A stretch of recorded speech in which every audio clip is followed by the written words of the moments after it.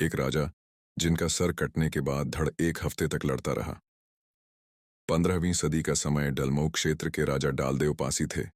उनका युद्ध शर्की बदशाह से चलता रहता था, पर वो लोग राजा डालदेव पासी को पराजित नहीं कर पाए।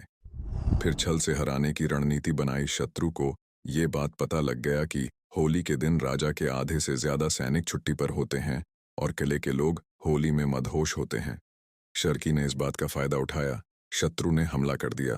किले के पासी सैनिक भी उनसे युद्ध करने लगे। जैसे ही खबर डालदेव पासी को मिली, उन्होंने किले के सभी आम लोगों और राज परिवार के लोगों को सुरंगों द्वारा सुरक्षित स्थानों पर भेज दिया और सुरंगों को नष्ट भ्रष्ट कर दिया। यहाँ मुट्ठी भर सैनिकों ने मोर्चा थामा हुआ था।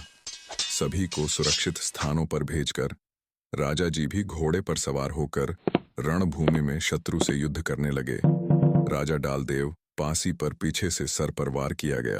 राजा जी का सर कटने के बाद भी धड़ शत्रु से लड़ रहा था।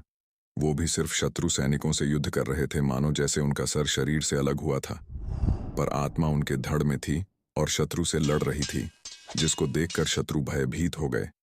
एक हफ्ते तक राजा डालदेव पासी का सर कटने के बाद भी धड़ लड़ता रहा, जब तक शत्रु किले से बाहर ना भाग गए। आज भी डलमऊ क्षेत्र में होली एक हफ्ते बाद मनाई जाती है। वो इसलिए कि राजा डालदेव पासी का सर कटने के बाद भी धड़ एक हफ्ते तक लड़ता रहा। उस संघर्ष को सम्मान देना के लिए डलमऊ क्षेत्र के लोग होली एक हफ्ते बाद मनाते हैं। कहते हैं इसके बाद ये किला वीरान हो गया, पर उस घटना के बाद इस किले में कोई बस ना सका। इस बात के सबूत एविडेंस भी गजेटियर में लिखित हैं और स्थानीय लोगों के मौखिक सबूत हैं, और इस बात को अंग्रेजों ने भी लिखा है।